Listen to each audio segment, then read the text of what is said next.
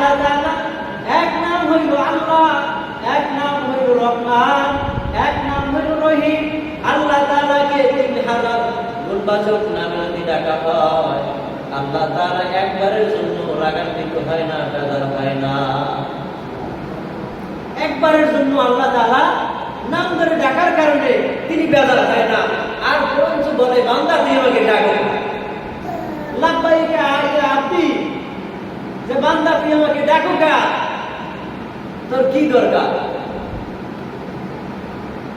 আল্লাহ তাআলা বেজার হয় না, আর মানুষজন বেজার হয় না। এই জন্য মুমিন যারা আল্লাযীনা হুম ফী সালাতিহিম খাশিউন, যারা নামাজ পড়বে নম্র ভদ্রভাবে সুন্দরভাবে নামাজ আদায় করবে, ওই সমস্ত ব্যক্তিরাই কথা আল্লাহর মুমিন, ওই সমস্ত ব্যক্তিরা মুমিন। আর এই মুমিনদের জন্য 4টা পুরস্কার আল্লাহ তাআলা বরাদ্দ রেখেছেন। মুমিনরা যারা হবে, এই 4 ব্যক্তির ভিতরে 4 ব্যক্তির লাশ কখনো মাটির ভিতরে পড়বে না, লড়বে না, কোনো পোকামাকড় আক্রমণ করবে না, কোনো পোকামাকড় খাইবে না। এমনকি শরীরের ভিতরে যে কাপড় পেঁচিয়ে দেওয়া হয়, ওই কাপড়টা পর্যন্ত পচবে না। মুমিন বান্দা যারা, এদের ব্যাপারে আল্লাহ তাআলা বলেন 4 ব্যক্তি শরীরের ভিতরে গোশত পচবে না, তাদেরকে মাটিতে খাইবে না। 1 নম্বরে হইল নবী যারা, যারা নবী, এই নবীদের লাশ কখনো মাটিতে গোপন করবে না, লাশ পচবে না। 1 নম্বরে কারা? নবীগণ, নবীদের লাশ মাটিতে পচবে না, মাটিতে খাইবে না। 2 নম্বরে হইল শহীদ। শহীদ যারা, এই শহীদের লাশ কখনো মাটিতে পচবে না, গলবে না, কোনো পোকামাকড় খাইবে না। শহীদ কারা? যারা দেশের জন্য জীবন দিয়েছে, এরা কি শহীদ? হ্যাঁ, একজন আল্লাহকে পিটাপিটি কইরা মারা গেল, এটার জন্য কিন্তু শহীদ না। শহীদ কারা? যারা ইসলামের জন্য, দ্বীনের জন্য মাইল করে জীবন দিয়েছে, ইসলাম টিকিয়ে রাখার জন্য জীবন দিয়েছে, এরা হইল শহীদ। এই শহীদের লাশ কখনো পচবে না, গলবে না, মাটিতে ভোগ করবে না, মাটিতে খাইবে না, কোনো পোকামাকড় খাইবে না। 3 নম্বরে হইল যারা কোরআনের হাফেজ, কোরআনের হাফেজ যারা হবে, এদের লাশ কখনো মাটিতে পড়বেও না, গলবেও না। 3 নম্বরে কারা? যারা কোরআনের হাফেজ, এই কোরআনের হাফেজদের লাশ কখনো মাটিতে পচবে না, গলবে না।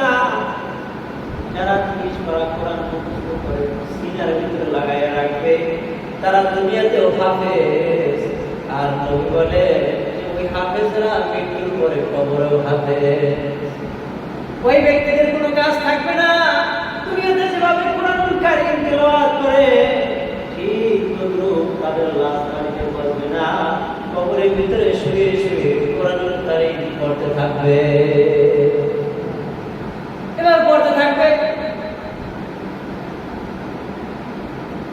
নদীর তীরে একটা হাফেজ কোরআন, এই কোরআনের হাফেজ নদীর তীরে বছরে একবার গিয়ে ঢেউ খায়, একবার গিয়ে ঢেউ খায়, আবার চলে যায়। প্রতি বছর একবার আসে, একবার ঢেউ খেয়ে চলে যায়। হাফেজকে জিজ্ঞাসা করা হলো, কি ব্যাপার, তুমি এখানে আসো, একবার আসো, ঢেউ খাও, আবার চলে যাও? আমি একবার আসি, সেই নবী সমস্ত জায়গায় এসে মুমিনদের কলবে কলবে মায়া জমায়া ঢেউ তৈরি করতে পারে, ঠিক আমি সমুদ্রের কিনারায় যখন আসি, আমি মনে হয় যে নবী ওই প্রেমের সাগরের স্রোতের ঢেউয়ের সাথে পারি না। এই জন্য আমি সমুদ্রের তীরে এসে বছরে একবার ঢেউ খাই, আর নবীর প্রেম ভালোবাসা আমার জন্মায়। এই জন্য কোরআনের হাফেজ যারা, এদের শরীর করবো না, করবো না, মাটিতে খাইবে না। এই জন্য কোরআনের হাফেজ বানানো দরকার আছে না না? কোরআন শিখে করা দরকার আছে না নাই? 4 নম্বরে হইল قد أفلح المؤمنون الذين هم في صلاتهم خاشعون। যারা নবীও না, যারা শহীদও না, যারা কোরআনের হাফেজও না, যারা মুমিন মুসলমান বান্দা আছে না? এখানে আপনারা যারা আছে, কেউ শহীদ না, কেউ নবীও না, কেউ কোরআনের হাফেজও না, আছেন কেউ? নাই। কিন্তু এদের ব্যাপারে 4th নাম্বার হলো যারা মুমিন বান্দা, যারা নামাজি বান্দা, নম্রভাবে কার্তিকের সাথে নামাজ আদায় করে, ওই সমস্ত বান্দারাই মুমিন মুসলমান। আর এই মুমিনদের জন্য 4th নাম্বার হলো মুমিনদের লাশ কখনো মাটিতে পচবেও না, গলবেও না, মাটিতে খাইবেও না। এর চাক্ষুষ প্রমাণ দুনিয়ার জমিনে আমরা কিছু কিছু জায়গায় দেখি কি দেখি না? হ্যাঁ, দেখি কিনা?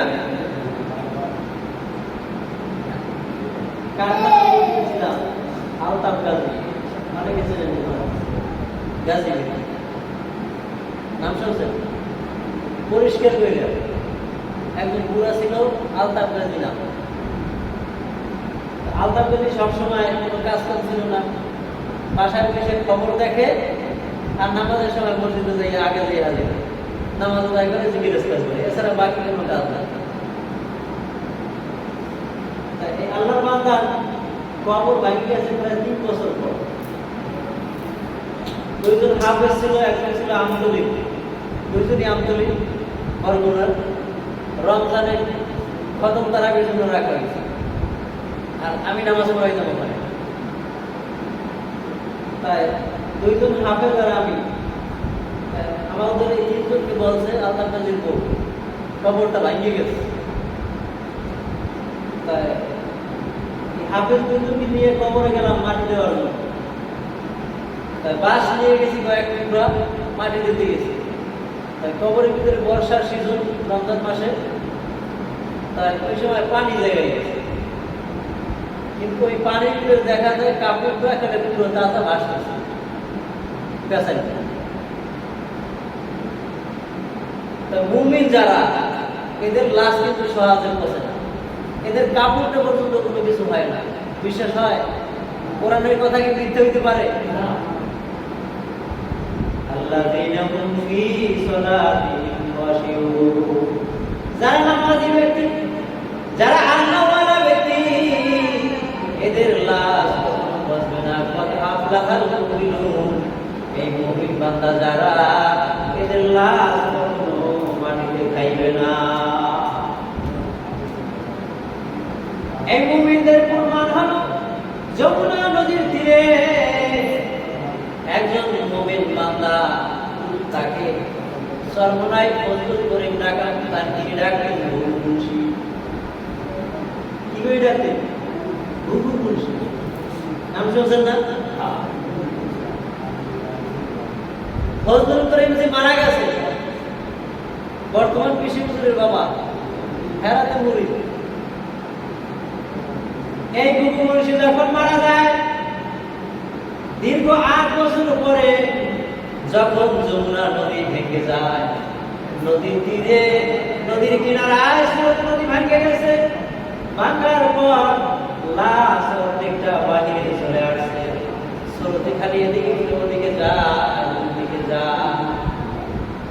এক আল্লাহর বান্দা নামাজ আদায় করে নদীর কিনারায় যখন গেলে, গিয়ে দেখতেছে আল্লাহর বান্দা লাশ এখন পর্যন্ত পুরা তাজা কাপড় যেভাবে পেঁচিয়ে রাখছে, দীর্ঘ 8 বছর পরে তাজা কাপড়ের মনে হয় যে এখন কিছুক্ষণ আগে এই ব্যক্তিকে এখানে কবর রাখা হয়েছিল।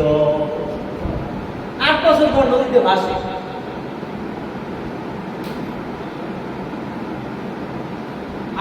কি ডাকা হলো যে 8 বছর পরে আল্লাহর বান্দা সমুদ্রের ভিতরে নেমে লাশটাকে উপরে নিয়ে আসলেন।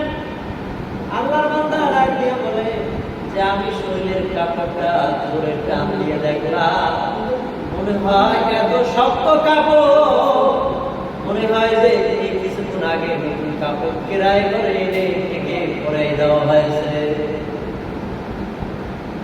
8 বছর পরে কাপড়টা পর্যন্ত পচে না। আল্লাহর বান্দাকে সমুদ্রের কিনারা থেকে একটু দূরে এনে আবার দাফন করা হইল। দাফন করার পর নদীর কিনারা আবার ভাঙতে ভাঙতে ভাঙতে ভাঙতে আবার কবরের কিনারায় চলে আসলো। দেখছেন লক্ষ্মী ভাষা মসজিদ ভাঙছে তখন, এরপর একটু দূরে আবার যাই মসজিদে করছে, করার পর একটু ভাঙছে নাকি। এরপরে আবার একটা টিন সেট বানাইছে নীলে টিন দিয়া। পরে বললাম আর পরে পরে পানি গেছে, একজন কইলাম যে এও তো কাজে ভাঙে দেবে, তাই ওটাই লাভ নেই, কারণ দিয়ে ঠিক পরের সপ্তাহে ওটাও শেষ। আল্লাহ বান্দা যখন লাশটা নদীর ভিতর থেকে উঠাই আইনা একটু দূরে দাফন করা হইল, দীর্ঘ 22 বছর পর আবার যখন ভাঙতে ভাঙতে কবরের কিনারায় চলে আসে, দীর্ঘ 22 বছর পরে আবার কবরটা নদীর ভিতরে ভেঙে যায়, আবার লাশ অর্ধেক বের হয়ে যায়।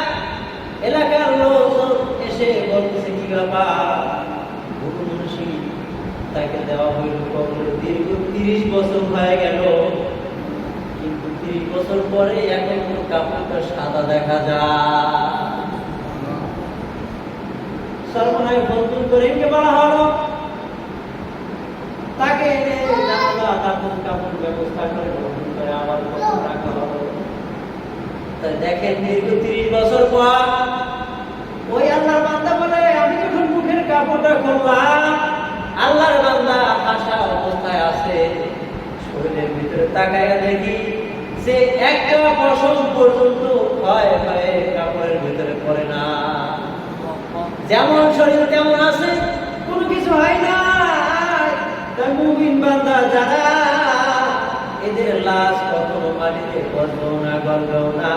এই মুমিনদের জন্য আল্লাহ তাআলা কোরআনুল কারীমের ভিতরে এই সূরা নাযিল করে জানায়া দেয়, কদ আফলাহাল মুমিনুন আল্লাযীনা হুম ফী সালাতিহিম খাশিউন।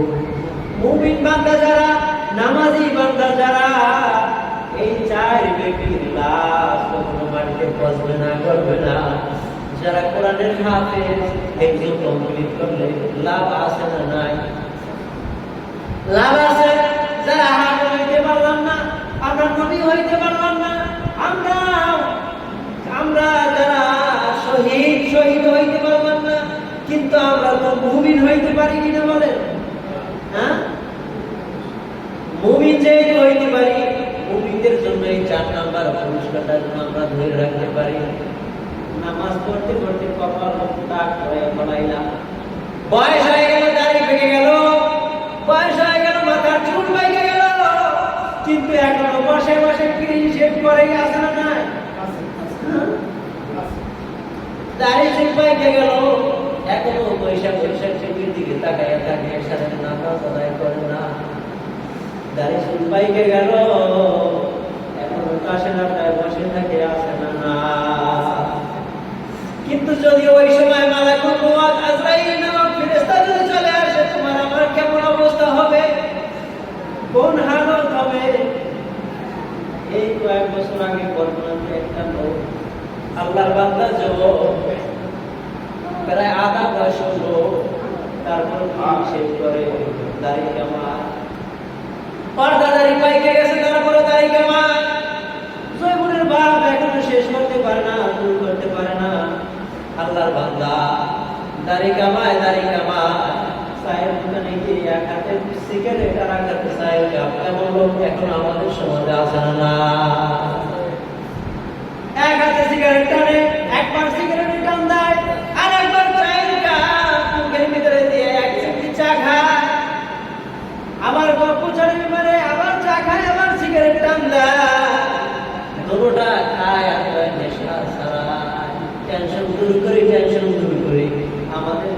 ভিতরে এখনো সিগারেট খানে জিজ্ঞেস করলে টেনশন মাথায় টেনশন আসে না? হ্যাঁ, খালি মাথায় টেনশন দূর করে আল্লাহর বান্দা মাথার ভিতরে টুপিটা রাখ। টুপি যখন রাখবা মাথা গরম হবে না, মাথা ঠান্ডা রাখবে কে? আল্লাহ। এখন মাথায় টুপি দেয় না, মাথা গরম, এই জন্য সিগারেট টানে আর গরম চা খায়, মাথা টেনশন দূর করে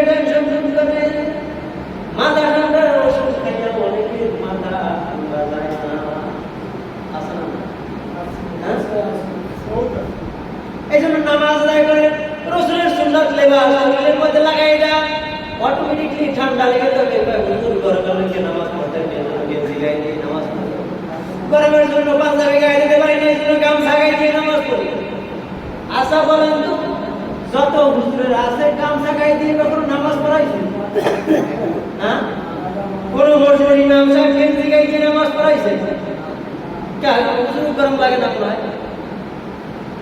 হ্যাঁ, খালি গরম কি আপনি হুজুর কি গরম নাই? এই জন্য আল্লাহ তাআলা মুমিন ব্যক্তি যারা, এই মুমিনদের জন্য আল্লাহ তাআলা এমন বরকত রেখেছেন। মুমিন বান্দা যারা সব কিছু বাদ দিয়ে ইবাদত করবে, সব সময়ের জন্য এক মালিক তিনি কে? আল্লাহ। জবানটা দিয়ে জিকির করবেন আল্লাহ। ওই যে ঘুম মনীষী, তিনি নামাজ আদায় করে গুন করে খালি জিকির করছে, এই জন্য তাকে নাম রেখে দিয়েছে ঘুম মনীষী। অর্থাৎ কিছু কয়েকবার ঘুম মনীষী যায়, অর্থাৎ ঘুম বলে না, ঠিক ওইভাবে সব সময়ের জন্য জবানে জিকির চলতে গেছে। আর আপনি আমি মুখে পড়ি আল্লাহ পেশাল আছে, পুরি কি পুরি সব পেশাল বাদ দিয়ে সব সময়ের জন্য আল্লাহর জিকির কলবে ঢুকুন, লাগবে কি লাগবে না? জবানে জিকির রাখবেন, প্রত্যেকটা জিকিরে আপনার আমার আমল নামায় নেকি লিখতেই থাকবে। এমনকি যখন জিকিরটা করতে কলবে জারি করে বানাইবেন, এখন যদি মানুষের সাথে কথা বলে তারপর মনে হইবে যে কলবে এখনো জিকির করতেছে। কথা বলতে পারলাম কি বললাম? এই জন্য নবী রাসূল যারা, এদের লাশ কখনো মাটিতে বসবে না, গলবে না। আল্লাহ তাআলা যুগে এক একজন নবীকে পাঠায় দিলেন, এক একটা মুজিজা নিয়ে আল্লাহ তাআলা দুনিয়ার জন্য পাঠায়। পয়গম্বর মুসা আলাইহিস সালাতু ওয়াস সালাম তুর পাহাড়ে গিয়ে আল্লাহকে ডাক দিয়ে বলে, আল্লাহ আমি একটু তোমার সাথে কথা বলতে চাই, তুমি আমার সাথে কথা বলবানি? হ্যাঁ মুসা, আমি তোমার সাথে কথা বলবো। কয়েক মাইল পথ অতিক্রম করে হেঁটে তুর পাহাড়ে উঠে পয়গম্বর মুসা আল্লাহকে ডেকে বলে, আল্লাহ আপনি আমার সাথে একটু কথা বলে, আমার সাথে একটু কথা বলে। আল্লাহ আপনি যদি আমার সাথে একটু কথা বলেন, আমি পয়গম্বর একটু খুশি হয়ে যাব। আল্লাহ তাআলা কথা বলা শুরু করে দিলেন, একটা নয়, দুইটা নয়, 3000 ভাষায় পয়গম্বর মুসা আলাইহিস সালামের সাথে কথা বললেন। কয় হাজার ভাষা? 3000 ভাষায় পয়গম্বর মুসা আলাইহিস সালামের সাথে কথা বললেন। কিন্তু পয়গম্বর মুসা আলাইহিস সালাম আল্লাহর একটা কথার ভাষাও বুঝতে পারে না। আপনি আমি যদি, আমরা তো মাতৃভাষা হইল বাংলা ভাষা, তাই না? এই বাংলা ভাষা সবাই জানি। যদি ইন্ডিয়াতে যান, হিন্দিতে কথা বলবে, কি করে আপনি আমি বুঝবো না। সৌদি আরব যদি যান, আরবিতে কথা বলবে, উর্দুতে কথা বলবে, ফার্সিতে কথা বলবে, আপনি আমি বুঝবো না। বুঝবো? এভাবে করতে আল্লাহ তাআলা পয়গম্বর মুসা আলাইহিস সালাম তাকে 3000 ভাষায় কথা বলে শুনাইলে। এবার আল্লাহ তাআলা ডাক দিয়ে বলে, ও পয়গম্বর মুসা, আমি তোমার সাথে কয় ভাষায় কথা বলছি বলতে পারো না? আল্লাহ বলতে পারি না। ও পয়গম্বর মুসা, আমি আল্লাহ তাআলা তোমার সাথে 3000 ভাষায় কথা বলেছি। আল্লাহ তাআলা আপনি আমার সাথে 3000 ভাষায় কথা বলেছেন, কিন্তু কি বলেছেন? আমি পয়গম্বর মুসা একটা ভাষাও বুঝতে পারি না। কেমন ভাষায় কথা বলেছেন? ও পয়গম্বর মুসা, তাহলে তোমার সাথে 3000 ভাষায় কথা বললাম, কিন্তু তুমি একটা কথাও বুঝতে পারলা না। আমি এবার তোমার মায়ের মাতৃ ভাষায় কথা বলে তোমাকে শুনাইতেছি। এবার তার ভাষায় কথা বলে আল্লাহ তাআলা শুনাইতেছে। এবার সব কথা শোনার পর তোমার পয়গম্বর মুসা আলাইহিস সালাতু সালামকে ডেকে বলে, ও পয়গম্বর মুসা, তোমাকে এবার যেই ভাষায় কথা বলে শুনাইলা, এবার বলো এই ভাষাগুলো তুমি বুঝতে পারছো কিনা? হ্যাঁ আল্লাহ, এবার বুঝতে পেরেছি। কি বলছো বলো? যা বলেছে সব আপনার বন্ধু মুহাম্মদ আর আপনার বন্ধু মুহাম্মদের উম্মতের গুণগান বলে আমাকে শোনাইছে। মুসার সাথে গুণগান গায় গান আমাদের, কাদের গুণগান গায়? আমাদের 3000 ভাষায় গুণগান গাইলে কিন্তু একটা ভাষার গুণগান বুঝতে পারে নাই। যখন মাতৃভাষায় এবার যখন আমাদের নবীর গুণগান প্রশংসা বলা শুরু করলেন, আর আমাদের নবীর উম্মত হইলাম আমরা, আমাদের প্রশংসা বলা শুরু করলেন। এই প্রশংসা বলার পর মুসাকে বললেন, মুসা এবার বুঝতে পারছো নি? আল্লাহ, সব বুঝতে পেরেছি। আমি মুসার কোনো গুণগান গান না, আমি মুসার উম্মতের কোনো গুণগান গান না। যত কথা বলেছে এই সব কথা আপনার বন্ধু মুহাম্মাদের গুণগান, আর আপনার বন্ধু মুহাম্মাদের উম্মতের গুণগান গায়া শোনাইলে। যে আপনার বন্ধুর উম্মত যারা, এরা হবে সবসময় মুমিন মুসলমান, এরা কখনো নামাজ ছাড়বে না, এরা কখনো আপনাকে বলবে না, আপনার বন্ধু মুহাম্মদকে ভুলে যাইবে না। এরাই হইল মুমিন বান্দা। قد أفلح المؤمنون الذين هم في صلاتهم خاشعون। ও পয়গম্বর মুসা, আমার বন্ধু উম্মত যারা, নামাজি ব্যক্তি যারা, ওই সমস্ত ব্যক্তির গুণগান আমি আল্লাহ তাআলা গাইলাম। ওই ব্যক্তির গুণগান গাইলাম। ওই ব্যক্তি একবার যদি বলে বিসমিল্লাহির রহমানির রহিম, আমি আল্লাহ তাআলাকে 3000 বার ডাকা হয়ে গেল। কয়বার ডাকা হলো? 3000 বার ডাকা হয়ে গেল। এই জন্য প্রত্যেক কাজের শুরুতে বলবো কি বলবো না? খাওয়ার শুরুতে কি বলবো? একটা কোনো কিছু জিনিস ধরার আগে বলবো বিসমিল্লাহ, মাথায় টাইপে বলবো বিসমিল্লাহ, পাঞ্জাবি বলবো বিসমিল্লাহ, সামনে যখন মসজিদ থেকে বের হইব দোয়া করে পাড়া দেব বলবো কি বিসমিল্লাহ। প্রত্যেক কাজ করবো, কাজের শুরুতে বলবো কি বিসমিল্লাহ। মনে থাকবে তো? এই জান্নাতের ভিতরে যে চাবি থাকবে, এই চাবি খোলার শুরুতেই বলতে হবে কি বিসমিল্লাহ। জান্নাতে পা রাখার আগে বলতে হবে বিসমিল্লাহ। দাউদ নবী আলাইহিস সালাতু ওয়াস সালামের 19 জন সন্তান। কতজন সন্তান? 19 জন সন্তান। এই 19 জন সন্তানের ভিতরে 4 জন সন্তান দুনিয়া ছেড়ে বিদায় নিয়ে চলে যায়। দাউদ নবী থাকা অবস্থায় 4 জন সন্তান মারা যায়। 15 জন সন্তান বেঁচে আছে। সবচেয়ে ছোট সন্তান, এই সন্তানের নাম হইল পয়গম্বর সুলাইমান আলাইহিস সালাম। সবচেয়ে ছোট সন্তান, তার নাম পয়গম্বর সুলাইমান আলাইহিস সালাম। কেউ জানে না ইনি যে একজন পয়গম্বর, আল্লাহর নবী, অন্য কোনো ভাইরাও জানে না। জিবরাইল আলাইহিস সালাম, তাকে আল্লাহ তাআলা বলেন, জিবরাইল যাও যাও, জান্নাতের ভিতর থেকে একটা সুন্দর নিয়ে যাও। বিশাল বড় একটা সুন্দর নিয়ে রওনা করলেন। এই সুন্দরটা হইল 70 মাইল লম্বা। কত মাইল লম্বা? 70 মাইল পর্যন্ত লম্বা। একটা সুন্দর জিবরাইল আলাইহিস সালাতু ওয়াস সালামকে বললেন, ও জিবরাইল, তুমি এই সুন্দরটা নিয়ে দাউদ নবীর কাছে হাজির হয়ে যাও। এই সুন্দরটা নিয়ে দাউদ নবীর কাছে হাজির হয়ে যাও। এই 70 মাইল লম্বা এই সুন্দরটা নিয়ে যখন দাউদ নবী আলাইহিস সালাতু ওয়াস সালামের কাছে চলে আসলেন জিবরাইল, এবার বলতেছে বিশাল বড় একটা তালা মারা। এই তালার চাবি কোথায়? চাবি নাই, তালার চাবি নাই।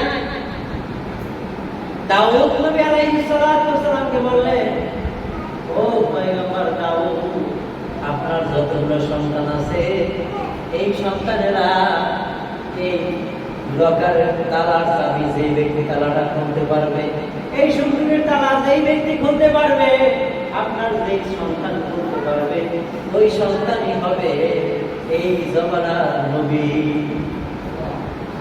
বিশাল বড় একটা সুন্দরের ভিতরে বিশাল বড় একটা তালা। 15 নম্বর সন্তান তালার কাছে আইসা দেখতেছে বিশাল বড় একটা তালা। এত বড় তালা কিভাবে করবো? বুদ্ধি তো নাই মাথার মধ্যে, বুদ্ধি নাই। কতক্ষণ টানাটানি করলেন, খোলে না। 15 নম্বর সন্তান ফেল হয়ে গেল। 14 নম্বর সন্তান আসলো। 14 নম্বর সন্তানও তালা করতে পারলো না, চলে গেল। 13 নম্বর সন্তান আসলো, এই সুযোগের তালা করতে পারলো না। এক এক করে 5 জন সন্তান চলে গেল, সুযোগের তালা কেউ করতে পারে না। দাউদ নবী জিজ্ঞাসা করলেন, সুযোগের চাবি তো দেয় না, চাবি ছাড়া এই তালা কিভাবে করবো? কিন্তু যিনি পয়গম্বর হবে তিনি তো চাবি জানে, যিনি পয়গম্বর হবে তিনি চাবির কথা জানে। এবার সুলাইমান নবী আলাইহিস সালাতু ওয়াস সালাম সবচাইতে ছোট। দাউদ নবী আলাইহিস সালাতু ওয়াস সালামকে বললেন, বাবা এই তালা করবেন পরে, আগে এই তালা করবেন যে তালার চাবির কথা বলা লাগবে। চাবির নাম কি? তালার চাবির নাম কি? যে ব্যক্তি এই তালাটা খুলতে পারবে ওই ভাই এই চাবির খবর জানে। আর বাবা বলেন, এই সুন্দরটা যে খুলবেন, এই সুন্দরের ভিতরে কি আছে? তালা খুলে দেখার আগে, তালা খোলার আগে বলা লাগবে সেই সুন্দরটার মধ্যে কি আছে। তালা খোলার আগে বলে দেওয়া লাগবে। বাবা যদি না বলতে পারে তাহলে খোলাও যাবে না। 15 নম্বর সন্তান বলে, এই সুন্দরের মধ্যে না খুললে বলবো কি আছে? একটা ঘরের ভিতরে তালা যদি না খুলে ঢোকে, ঘরের মধ্যে কি আছে বলা যায়? 70 মাইল লম্বা সুন্দর। এই সুন্দরের তালা খোলার আগে বলা লাগবে, বাবা সুন্দরের মধ্যে কি কি আছে? না খুললে তো বলা যাইবে না। বাবা তুমি নাই বলতে পারে এই সুন্দরের মধ্যে কি কি আছে, আমি তালা খোলার আগে বলে দিতে পারি। বড় ছেলেরাই পারে না, বড় যেহেতু একটু বেশি জানে, তাই না? 5 বছরের বাচ্চা যতটুকু জানে, 1 বছরের বাচ্চা ততটুকু কি জানে? বড় সন্তানেরা ফেল হয়ে গেল, মধ্যে কি আছে বলতে পারে না। ও সন্তান, তুমি তো ছোট বাচ্চা, তুমি কিভাবে বলবা? বাবা এই তালার চাবিও জানি, কিভাবে তালা খুলতে হয়, আর এই সুযোগের মধ্যে কি কি আছে তাও বলে দিতে পারি। কি আছে বলে দাও। এই সুযোগের মধ্যে আমি যে এই দুনিয়ার ভিতরে পয়গম্বর হব, এই সুযোগের চাবিও আমি জানি। আর সুযোগের মধ্যে একটা বিশাল বড় আমি পয়গম্বরের তলোয়ার আছে, এই তলোয়ার দিয়া আমি দুনিয়াতে যতদিন বাঁচবো ততদিন যুদ্ধের জন্য এই তলোয়ারটা দরকার হবে।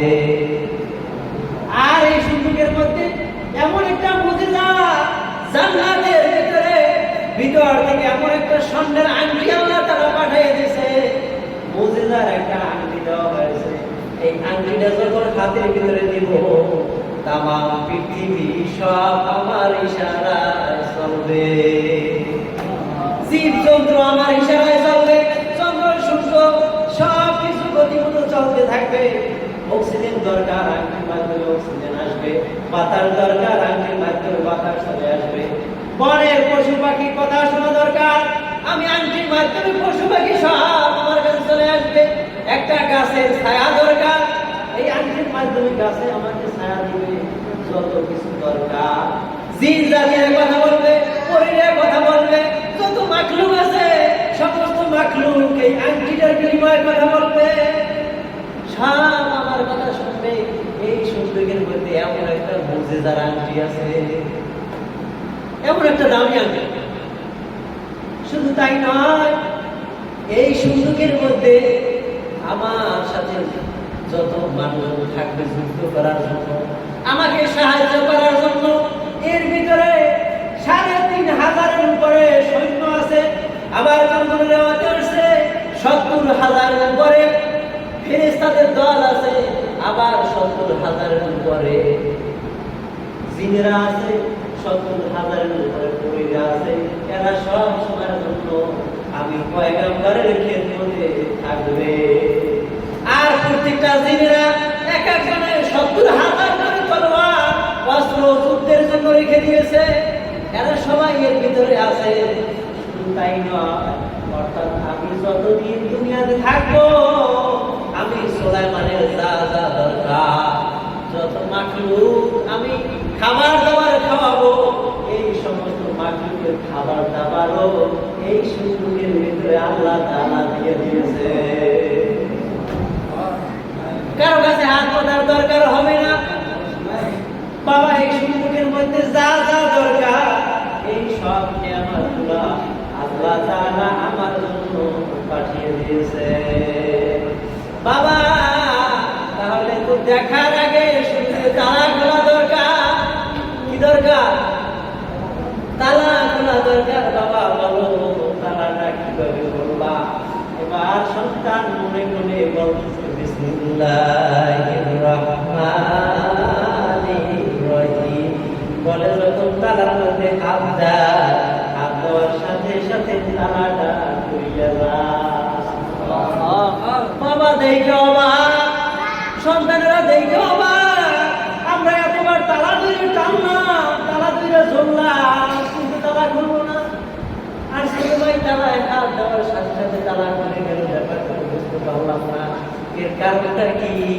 এবার দাউদ নবী আলাইহিস সালাতু ওয়াস সালাম বললেন, বাবা তুমি যে তালাটা করলা, কিভাবে তালাটা করলা? আমি দাউদ নবী জানতে চাই। বাবা হে কিন্তু নবী। এবার বলতেছে, বাবা এই তালাটা যে করলাম, এই তালার নাম হইল বিসমিল্লাহ, তালার চাবির নাম হইল বিসমিল্লাহ। বাবা জান্নাতের ভিতরে গেটের ভিতরে তালা দেখবে, মুমিন বান্দা যারা, এরা বলবে বিসমিল্লাহির রহমানির রহিম। এরা সব কাজে শুরুতে বলবে কি বলে? মনে থাকবে তো? খাবার খাবো, পানি খাবো, কি বলবো? ভাত খাবো, কি বলবো? ফল খাবো, কি বলবো? চা খাবো, কি বলবো? মনে থাকবে তো? কিছু কিছু আছে চা খাবো আর সিগারেট টানবো, বলছিলাম না? বরগুলোতে এক হাতে সিগারেট আর এক হাতে চা, টানতেছে টানতেছে টানতেছে, হঠাৎ করে চায়ের কাপ একদিকে, সিগারেট একদিকে, থেকে নামায় পরে যা